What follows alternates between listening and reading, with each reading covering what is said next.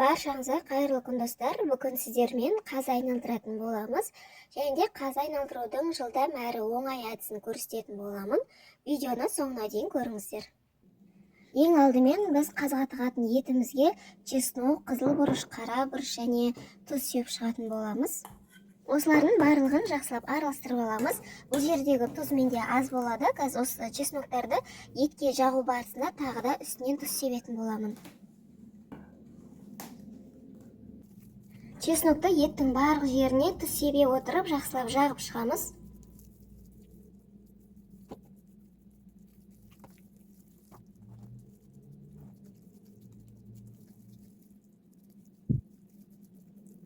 Етті тұздап болған соң, тұзы жақсы сіңу үшін шараға салып бір түнге қалдыратын боламын.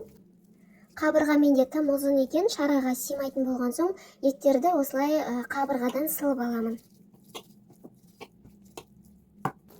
Еттерді шараға салып, бетін жауып бір түнге қалдырамын. Енді шектерді жақсылап жуып тазалап қоятын боламын. Бұл жердегі менде жылқының шегі. 2 ұзын шек, екеуін 2-ке бөліп 4 қазы жасайтын боламын. Алдымен шектің сыртын салқын суда 2-3 қайтара жақсылап жуып аламыз.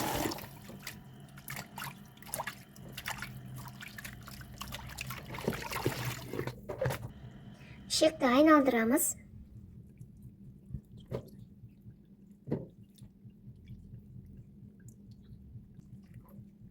Шектің айналдырған ішкі бөлігінде салқын суда 4-5 қайтара жақсылап жуып алатын боламын.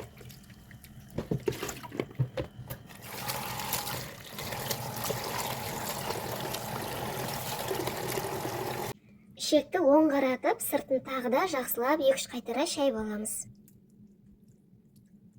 Осымен біздің шектеріміз дайын. Енді шектерді салқын жерге, яғни холодильникте қалдырамыз.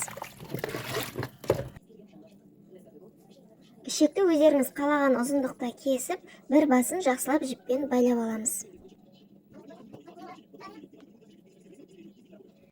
Қазыны оңай айналдыру үшін видеода көріп тұрғандарыңыздай 5 литрлік баклажканың басын кесіп, және де қақпағының ортасында осылай ойып алатын боламыз. Баклажканың басына осылай ішекті кигізіп, қақпақпен осылай ішек шығып кетпеу үшін нығыздап осылай бекітіп қоятын боламыз. Еттерді қазыға оңай тығылу үшін мен осылай ортасынан кесіп, кішкене жіңішке етіп ұзыншалап кесіп аламын. Енді ет пен майды екеуін қатар ала отырып қазымызға тығатын боламыз. Осы әдіспен қазы айналдыратын болсаңыздар, өте оңай және де жылдам бітесіздер.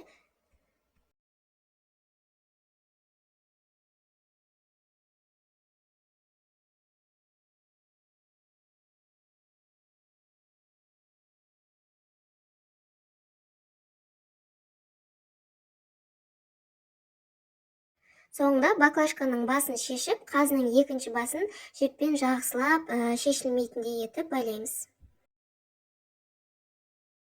Осымен біздің қазыларымыз дайын. Осы әдіспен міндетті түрде жасап көріңіздер, өте оңай. Видеом сіздерге пайдалы болса, лайк басып, арнама тіркелуді ұмытпаңыздар.